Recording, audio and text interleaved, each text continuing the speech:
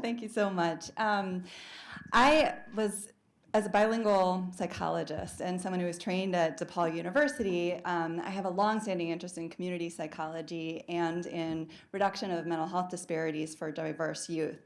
And through my work in the Center for Childhood Resilience, my focus has been on equipping adults and organizations with the tools necessary to help children be successful not only in school but in life.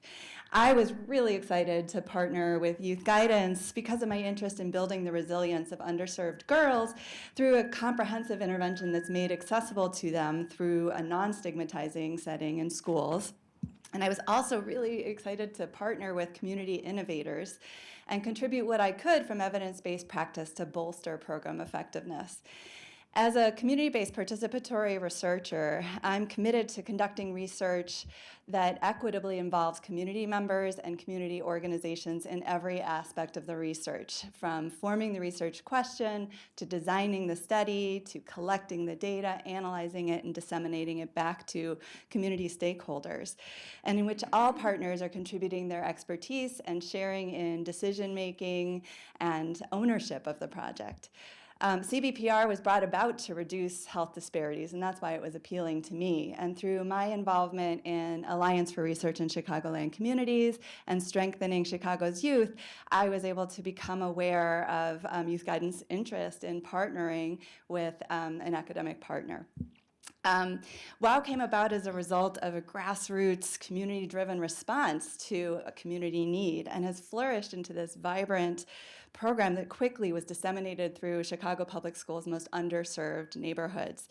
And that process of program development is really a stark contrast to how mental health interventions typically are developed, where they're cooked up in some academic research lab and gone through testing in highly controlled settings and then rolled out in community settings.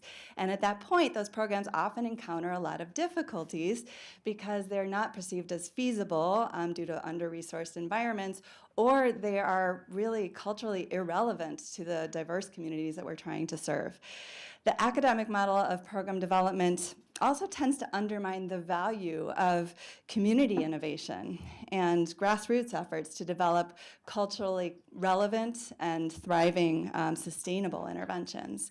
So the cool thing about what we did was that we were able to start with a community-developed intervention in WOW, and something that was already functioning and thriving in the community, and decide to work to build that program's evidence base, to look at curriculum refinement and to do a formative evaluation to build their research readiness.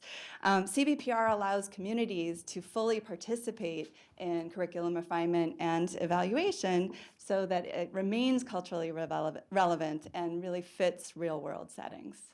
It's great, and I have to be honest with you. It wasn't until our experience with the BAM evaluation, the RCT, which had these really significant findings, right? Like 40 to 50% reduction in violent crime arrests, 19% increase in graduation rates. It seriously was not until that was finished that we realized how rare it was to have interventions studied that were developed through practice and not in these more clinical institutions. We had no idea. And then we had to go through like this whole reverse engineering process of the why it worked. So this opportunity for us was so like unique, but coming from the totally opposite view from what you're saying. It's so cool to see this intersection and why the collaboration was intriguing to you. And again, we had to learn that through doing.